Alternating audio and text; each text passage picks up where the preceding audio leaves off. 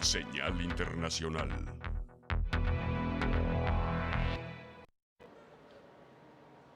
Continúan los bombardeos en la capital ucraniana, Kiev, en medio del toque de queda impuesto ayer martes.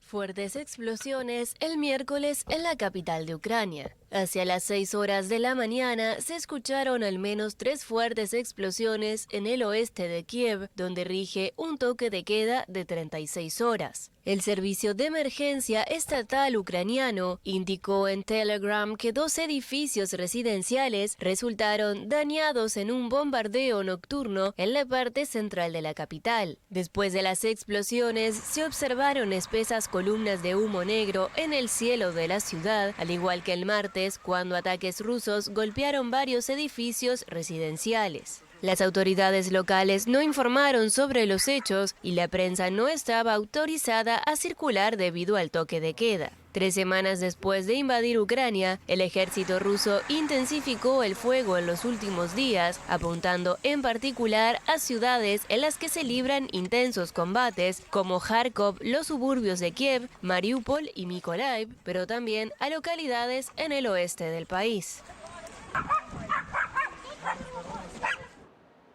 Anunció Rusia sanciones contra el presidente estadounidense Joe Biden y el primer ministro canadiense Justin Trudeau en respuesta a las medidas contra Moscú por la invasión a Ucrania. Rusia anunció sanciones el martes en contra del presidente estadounidense Joe Biden y el primer ministro canadiense Justin Trudeau, y a altos responsables de ambos países. Las medidas son en respuesta a las sanciones impuestas contra Moscú por la intervención militar en Ucrania, por la que Estados Unidos prohibió la entrada al presidente ruso Vladimir Putin y a su ministro de Exteriores Sergei Lavrov, e implementó una serie de sanciones económicas. Lo que vemos hoy es una verdadera cacería antirrusa. Sobre las medidas punitivas rusas no se dieron más detalles, pero afectan a 13 responsables estadounidenses, entre ellos al secretario de Estado Antony Blinken, al jefe del Estado Mayor Conjunto Mark Milley, al asesor de Seguridad Nacional Jake Sullivan, al director de la CIA William Burns y a la secretaria de prensa de la Casa Blanca Jen Psaki. Además de a Hunter Biden, el hijo del presidente estadounidense, y a la exsecretaria de Estado y excandidata presidencial demócrata Hillary Clinton. Entre los 313 canadienses sancionados está Trudeau y varios de sus ministros. La pandemia lleva a más de 4,5 millones de personas a la extrema pobreza en el sudeste asiático. La pandemia de la COVID-19 empujó hacia la extrema pobreza a 4,7 millones de personas en el sudeste asiático en 2021, de acuerdo con un informe del Banco Asiático para el Desarrollo que alerta sobre los retrocesos de la región. Según la entidad, la extrema pobreza, representada en el umbral por debajo de los $1,90 diarios, afecta actualmente a 24,3 millones en 2021. O el 3,7% de los 650 millones de habitantes del sudeste asiático, una tasa que antes de la pandemia registraba un constante descenso.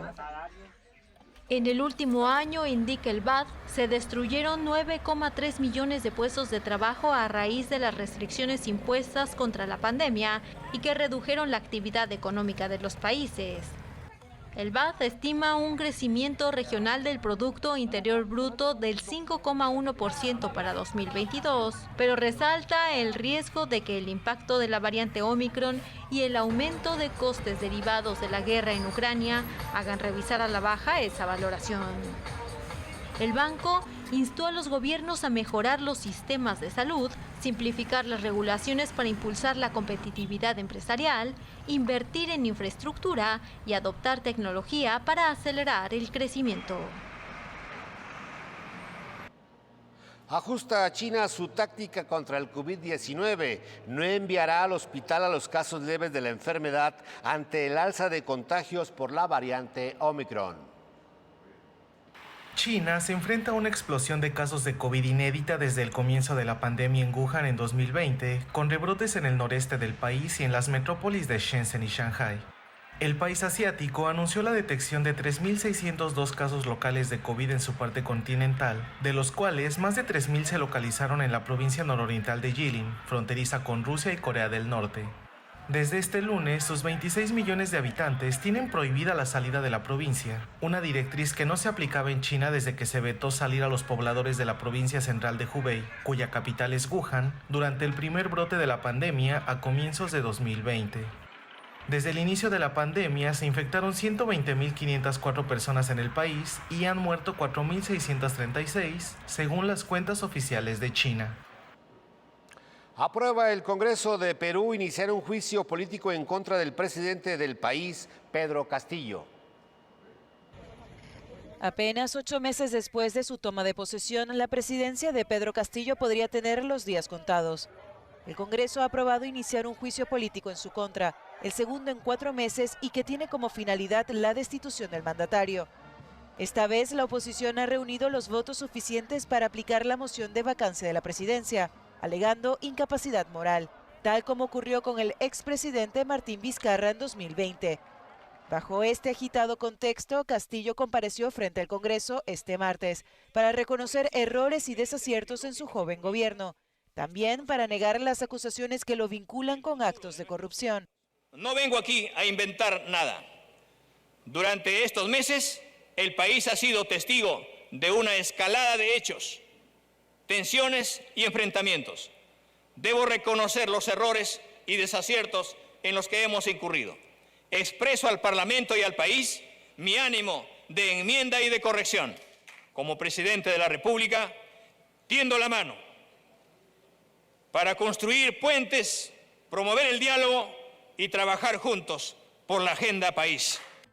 En su discurso, Castillo acusó a la oposición de no aceptar su triunfo electoral y dedicarse a impulsar un intenso y sistemático trabajo para cuestionar la legitimidad del presidente de la República. Sin embargo, tendió la mano a sus detractores, haciendo un llamado al consenso y a la gobernabilidad. Aún así, el Parlamento peruano mantiene para el 28 de marzo la votación para aprobar el juicio político. La destitución de Pedro Castillo supondría el agravamiento de la crisis en Perú, paralizando el aparato estatal y la reactivación económica después de 2 años de pandemia. Belén, Sonia, la información nacional e internacional. Regreso con ustedes al estudio central. Muchas gracias, José Luis.